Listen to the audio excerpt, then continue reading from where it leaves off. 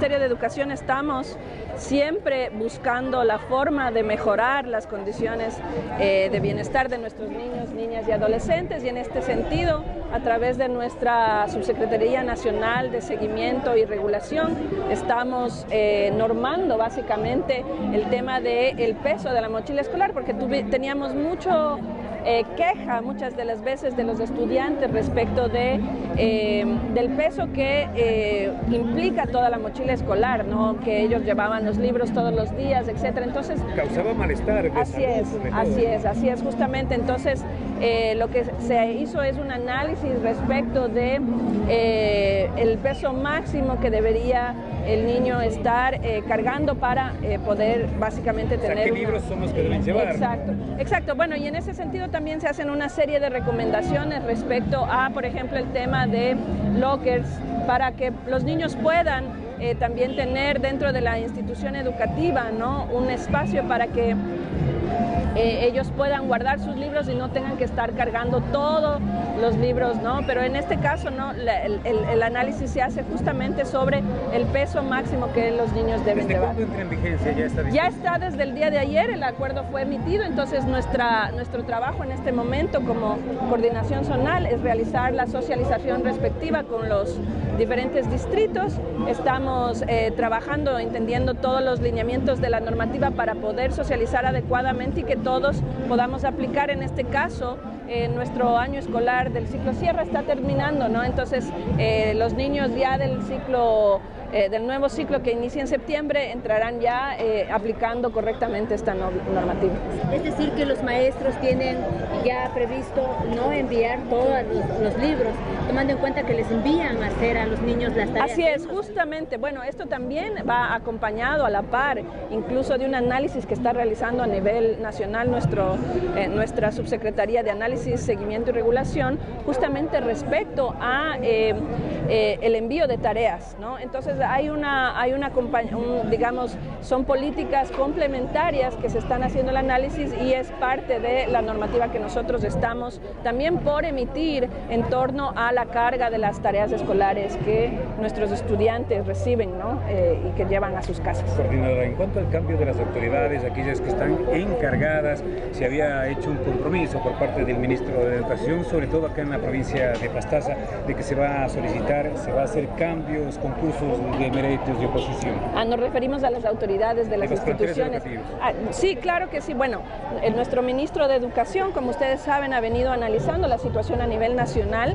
La realidad es que la mayoría de directivos del país realmente tienen encargos. Esto implica para el Ministerio de Educación que se deben obtener las partidas por parte del Ministerio de Finanzas, y en ese sentido nuestro ministro el año pasado gestionó un porcentaje que, si bien es cierto, no cubre la totalidad, implica una mejora para un pequeño porcentaje de autoridades de las instituciones educativas. En este momento el Ministerio de Finanzas tiene que asignarnos los recursos para esas partidas, y una vez que ya los recursos estén asignados, estas saldrán a concurso para las unidades educativas que identifiquemos que hacer una priorización de la entrega de estas partidas dependiendo del número de estudiantes, porque mientras más estudiantes, esto implica mucha más responsabilidad para los rectores, y creemos que son estas unidades las que requieren las asignaciones de partidas por el momento que tenemos disponibles, una vez que el Ministerio de Finanzas asigne los recursos. ¿Meses para ya el próximo año lectivo? Claro que sí, eso es lo que buscamos, eso es lo que está apuntando nuestro ministro, ¿no? Su gestión en general en torno a los recursos que se necesitan para solventar este tipo de, digamos, debilidades que tiene el Ministerio de Educación. Ha sido muy efectiva, por ejemplo, en el tema de jubilados. Si bien es cierto, es un tema muy delicado porque implica una deuda que nosotros estamos pagando de otras administraciones.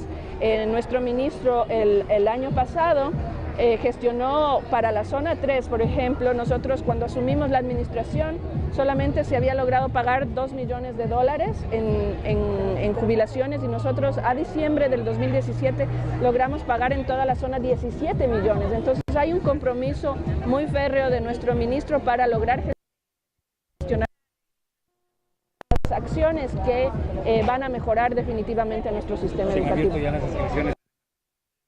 En este momento ya iniciamos la fase de inscripción para el próximo año lectivo. Estaremos próximamente ya como Ministerio de Educación haciendo la asignación de los cupos, ¿no? Hay la inscripción automática que también realiza el Ministerio de los estudiantes que están actualmente cursando dentro de cada unidad educativa, ¿no? Y bueno, seguiremos todas las fases que son del proceso de inscripción, incluido el traslado, que es básicamente ya la última fase que se realiza previo a el inicio de año en septiembre. Las disposiciones son igual para los establecimientos fiscomisionales. Le hablo en el caso particular acá de Puyo, ¿no? Que es un escenario diferente. Bueno, las tienen derecho a visitar si es que así lo requirieran, siempre y cuando existan grupos también dentro del fiscal, ¿no?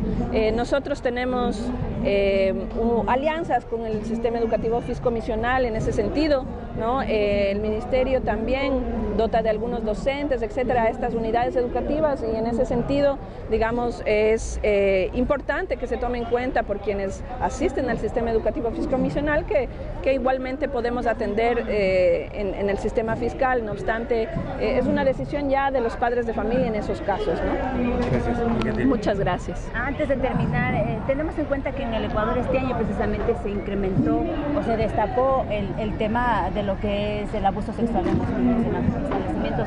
Hay una campaña precisamente, coméntenos del particular. Sí, claro que sí. Bueno, hay que entender la realidad que tenemos en el país respecto al tema de, sobre todo, la violencia sexual, la violencia hacia las mujeres, y esto es una cuestión que todas las instituciones y toda la sociedad realmente debemos trabajar para erradicar, porque había estado normalizado el tema de abuso, acoso, etcétera, ¿no? Y nosotros como Ministerio de Educación desde el año pasado, cuando asumimos a finales de mayo del 2017 esta administración, adquirimos el compromiso muy responsablemente. Eso implicó varias cosas, varias acciones, entre las que estaba la actualización de los protocolos que existían respecto a actuaciones en casos de denuncias de violencia, y también respecto a qué es lo que nosotros debíamos hacer si es que identificábamos que había existido irregularidades en denuncias pasadas.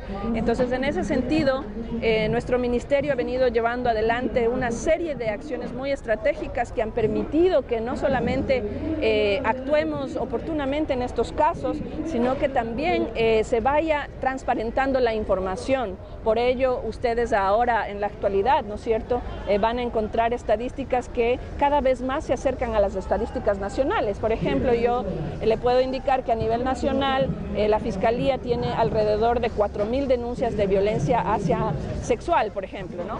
Y eso implica que muchas de ellas pueden ser en el sistema educativo, pero también están fuera del ámbito del sistema educativo.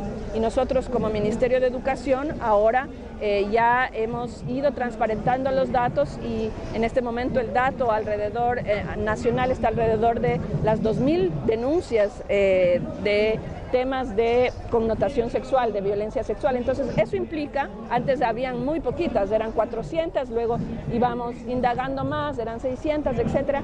Entonces, eso implica que realmente ahora nosotros hemos logrado, uno, que haya confianza en el sistema, es decir, que aquellos padres de familia, madres de familia, aquellas autoridades, aquellas personas que se sienten víctimas de una circunstancia de connotación sexual, denuncien efectivamente dentro del sistema de educación, porque también el problema era que las denuncias solamente se hacían en fiscalía y nosotros como sistema no teníamos conocimiento. Pero entonces siempre el temor que tenía el padre de familia por las represalias. Así es, justamente nosotros hemos hecho un trabajo de acompañamiento. Hay varios pasos que debemos llevar adelante cuando esto sucede. La denuncia es receptada por el Ministerio y hay una inmediata acción en conjunto con Fiscalía. Se entrega la denuncia a Fiscalía para que, a la par que el trabajo administrativo que nosotros hacemos, por ejemplo, de destitución de un docente cuando existen las pruebas, ¿no?, la Fiscalía haga su trabajo de judicialización. ¿Está al tanto sobre una situación algo parecida que está sucediendo en la unidad especializada Puyo, en donde justamente han sido despedidos de docentes? Bueno, no existen despidos en este caso. caso, existe destitución. Una destitución implica que hay un proceso administrativo llevado adelante con toda la rigurosidad del caso, en donde se ha comprobado que existe un delito de esta índole, por lo tanto es totalmente necesario la destitución de ese docente. Estoy muy al tanto y estamos respaldando absolutamente la gestión del distrito en ese sentido. El distrito educativo ha llevado adelante una serie de acciones para poder garantizar el bienestar de los niños, niñas de esta unidad educativa. A nosotros es prioridad porque además es una unidad educativa especializada. Los niños tienen mayores vulnerabilidades en este sentido y no podemos permitir que exista impunidad en estos casos. ¿Está al tanto también en cuanto a denuncias de padres de familia de la situación actual de la directora de la unidad especializada? Sí, claro que sí. Esto, digamos, no solamente responde a la destitución, sino más bien un poco a una manipulación de información, ¿no? Nosotros confiamos en la gestión de la rectora debido a que ella ha sabido dilucidar información que anteriormente el ministerio no conocía respecto a este caso. Y eso nos da a nosotros la garantía de que la gestión realmente se está llevando adelante adecuadamente, porque no podemos permitir que nuestras autoridades educativas escondan información respecto a temas tan delicados y que son aberrantes como violaciones sexuales. En ese sentido, nosotros respaldamos completamente la acción de nuestra directora de la institución educativa especializada Puyo y también de nuestra compañera del Departamento de Consejería Estudiantil, quien nos ha apoyado en todo el proceso y quienes están llevando adelante este caso. Evidentemente, en toda situación, en todo caso, cualquier docente que se sienta particularmente afectado por una situación puede apelar y tiene todas las instancias de ley, tiene el derecho a la defensa, puede hacerlo, ¿no? En este sentido no hay ningún tipo de impedimento. Ellos, seguramente el docente apelará a esta destitución y claro, el Estado debe garantizar en las distintas fases que este proceso se lleve adelante sin ningún tipo de inconveniente, y eso es lo que nosotros vamos a garantizar en este sentido. No obstante, tenemos que precautelar el bienestar de nuestros niños y niñas, y en ese sentido sí nosotros, a pesar de que hay un pequeño malestar de unos pocos padres de familia, porque realmente son bastantes padres de familia quienes están apoyando la gestión y se sienten realmente muy contentos de que hayamos llevado adelante este proceso de la manera que lo hicimos, porque ahora saben que sus hijos, que hay personas que están realmente cuidando el bienestar de sus hijos. Entonces, eso es lo que les puedo comentar respecto a ese caso. Pero, sin embargo, Máster, una destitución de un maestro no implica o no suple el trauma que sufrió un estudiante. Claro que no, definitivamente no. Nosotros, el proceso que nosotros llevamos adelante no solamente implica la destitución, sino existe todo un plan de restitución de derechos. Esto implica acompañamiento no solamente del Ministerio de Educación, tenemos una mesa interinstitucional para este trabajo, ¿no? Por el lado de restitución trabajamos no solamente con educación, con nuestros DECES, sino que el trabajo ya profesional de acompañamiento lo realiza, por ejemplo, el Ministerio de Salud o el Ministerio de Justicia, dependiendo el caso, ¿no? Entonces, o también tenemos alianzas con otras instituciones que hacen trabajo profesional en términos de psicológico, ¿no? Entonces, podemos llevar adelante el tema de acompañamiento psicológico. Hacemos un acompañamiento a la familia, hacemos un acompañamiento a la unidad educativa, que implica, así es, que implica dentro de la unidad educativa tomar medidas de acción que implican, por ejemplo, círculos de restauración pedagógica que hacen que los niños tengan mayor confianza también para ir solucionando temas internos que, por ejemplo, antes permitían que esta información se oculte o que los niños no sepan algunas acciones que pueden tomar para poder decir a los adultos lo que está sucediendo, ¿no? Y también restaurar el sistema de confianza dentro de la unidad educativa, porque es fundamental generar ambientes de de confianza, de convivencia armónica y cultura de paz, que es justamente dentro del marco que nosotros tenemos nuestra campaña Más Unidos, Más Protegidos. Entonces, en este sentido hay varias acciones y por otro lado está también el seguimiento que hacemos al tema judicial. Nosotros tenemos una mesa con el Consejo de la Judicatura aquí en Pastaza, con Fiscalía, y hacemos seguimiento caso por caso a cómo está avanzando también el proceso en términos judiciales, penales, ¿no? Entonces, es totalmente integral el trabajo y también implica una estructura, etcétera, ¿no? Esto todo lo realizamos en casos y no, este caso no es una excepción. ¿Qué comentario nos podría merecer igual en Sarayaku? Había un docente que el año tuvo un proceso anterior. Están los padres de familia de Sarayaku muy preocupados por este tema que es el... Así es, nosotros en este caso tenemos un recurso extraordinario de revisión de este caso específico de Sarayaku, en donde se identificaron que pudieron haber irregularidades en torno al manejo justamente del procedimiento administrativo y ha sido elevado a planta central para que el caso sea reabierto. ¿Y ahora en qué instancia está el caso? En este momento está justamente siendo revisado por planta central para revisar si es que hubieron malos manejos.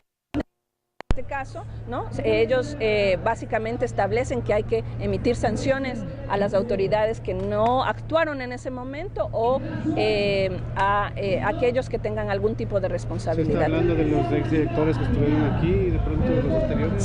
Sí, claro que sí, o sea, puede ser exdirectores o puede ser actuales funcionarios que, por ejemplo, hicieron revisiones del caso, etcétera. Digamos, esto... El análisis justamente revisa todo y analiza esa pertinencia y nos emite una disposición para sanciones. Más tarde, en este caso, ¿ustedes se comprometen a dar seguimiento puntual? Claro, nosotros hacemos seguimiento de todos y cada uno de los casos. En el caso de Sarayaku, además, o sea, independientemente de este proceso administrativo jurídico, nosotros hacemos un acompañamiento a la unidad educativa y estamos constantemente visitando para el tema de restitución, porque independientemente de cuál haya sido el resultado del docente, nosotros tenemos que garantizar el derecho de restitución de la víctima, que en este caso estamos realizando. Gracias. Muchas gracias. Muchas gracias, perdón que nos alargamos un poquito, pero no le vemos mucho tiempo por acá. Está bien.